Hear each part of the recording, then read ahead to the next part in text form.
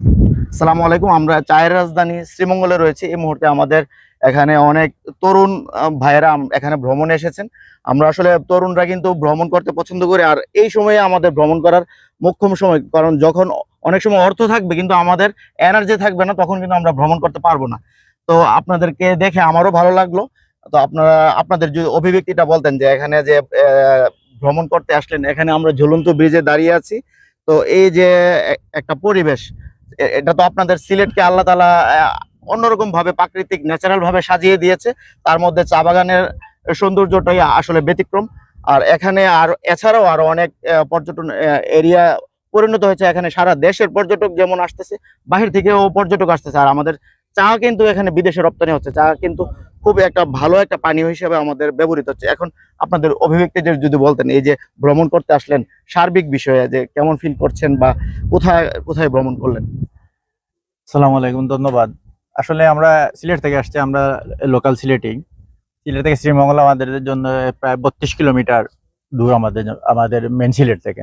এখানে এসে আমরা বিভিন্ন জায়গা পরিদর্শন করেছি। বিশেষ করে চা বাগান রয়েছে এখানে, লাগোয়া চা বাগান, তাছাড়া উদ্যান রয়েছে এবং কি বিভিন্ন রিসোর্ট রয়েছে। আপনারা জানেন এই সিলেটের মধ্যে সবচেয়ে বেশি ব্যয়বহুল এবং কি সবচেয়ে দর্শনীয় স্থান হচ্ছে এই গ্র্যান্ড সুলতান।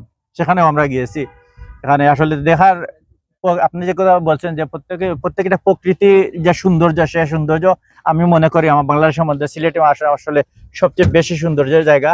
এবং আমরাও এই সবাই মিলে, আমরা সিলেট দক্ষিণ সুরমা জালালপুর থেকে আসছি, সবাই এসে আমাদের এই যে মনোমুগ্ধকর পরিবেশটা অবলোকন করতেছি এবং ভালো লাগছে। এবং আপনাদের সাথে এখানে এসে আপনারা কোথায় শুধু ব্রাহ্মণবাড়িয়া থেকে আমাদের সিলেটে গেছে, আমরা সিলেটের পক্ষ থেকে আপনাদেরকে ধন্যবাদ জানাচ্ছি আমাদের সিলেটের এই প্রকৃতি দেখার জন্য। এবং ইনশাআল্লাহ সবার জন্য দোয়া থাকবে। আর ভালো থাকবেন। ধন্যবাদ আপনাকে। আরেকটা বিষয়, আমরা চাই সব সময় প্রকৃতির যে সৌন্দর্য সেটা অটুট থাকুক, সেটা ন্যাচারাল ভাবে আরো আমরা কিভাবে চেষ্টা করবো। কিন্তু রিসেন্ট কিন্তু আমাদের একটা জিনিস লক্ষ্য করা যাচ্ছে, সিলেটের যে সাদা পাথর বলেন বা আমরা বিভিন্ন জাফলং, বিছনাকান্দি, বিভিন্ন জায়গার পাথর বালু, এগুলো হচ্ছে একটু হচ্ছে এখানে এখানে সৌন্দর্যটা কিছুটা বিনষ্ট হচ্ছে।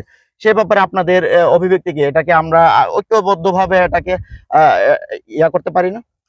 ধন্যবাদ। আসলে আসলে এটা সবচেয়ে বেশি ফলো আপ যেটা হয়েছে সাদা পাথর নিয়ে সিলেটের। আসলে সাদা পাথরের মেন যে স্পোর্ট, যেখানে আমরা ভ্রমণ করেছি, আমরা অনেকবার গেছি, আমরা যেহেতু লোকাল সিলেটে আমরা অনেকবার গেছি। মেন স্পট এখনো আগের মতোই রয়েছে। কিছুটা দূরে কিছুটা পাথর, অনেক অনেক পাথর খোয়া হয়েছে। তারপরে আপনারা জানেন এই সিলেটের নতুন ডিসি সারোয়ার সাহেব এসেছেন, উনার তত্ত্বাবধানে আবার সেই আগের রূপ ইনশাল্লাহ